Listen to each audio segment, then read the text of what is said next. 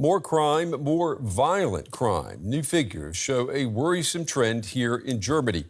Last year, police processed nearly 6 million offenses, 5% up on the previous year. Violent crimes last year reached a 15-year high.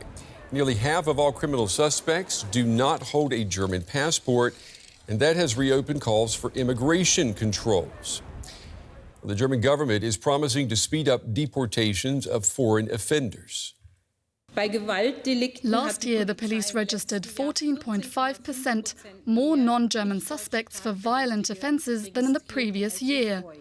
Again, there is no justification and no excuse for violence. And here too, the principle of zero tolerance applies. In the case of foreign perpetrators, in addition to the immediate consequences under criminal law, it also means that they must leave Germany much more quickly than was previously the case. Anyone who does not abide by the rules must leave. All right, I want to pull in our political correspondent, Simon Young. He's been looking at these figures for us today. Simon, a stark rise in non-German suspects last year. How is the government explaining that?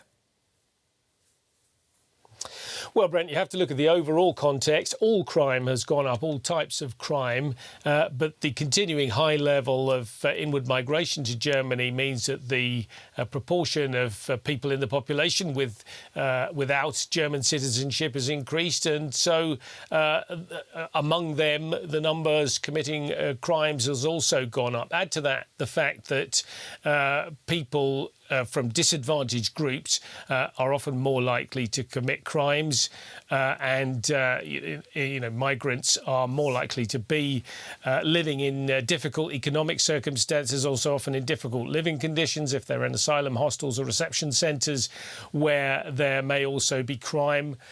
Some of them have experienced traumatic conditions like war and violence in their own countries, so that may be part of the background why they are more likely to commit crime. And I think also there is a problem that's acknowledged in Germany with poor integration of many of these people. That too might be part of the context.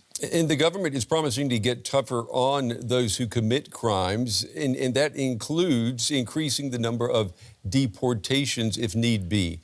How realistic is that option? Yeah, well, the German government has, in fact, relatively recently changed the law to make it easier to deport people who are convicted of multiple crimes during just 1 year. So if they've done a lot of crime in a short space of time, they can be more easily deported. There are problems, though. For instance, the question of countries of origin. Sometimes somebody's country of origin is not clear, or it might be a country like Syria where Germany doesn't send people back to. So I think there are limits to this, what the Interior Minister, Nancy Faeser, is calling a no-tolerance policy. I think it may in the end come down to just cutting red tape and speeding up some of the bureaucracy rather than, any kind of new policy or change in policy. And so, I mean, there are some who look at these statistics and say that they paint only a vague picture of reality in Germany. Why is that? Yeah, well, these statistics record really crimes that the police have processed. So that's crimes they know about, obviously, and it's suspects that they've been able to identify.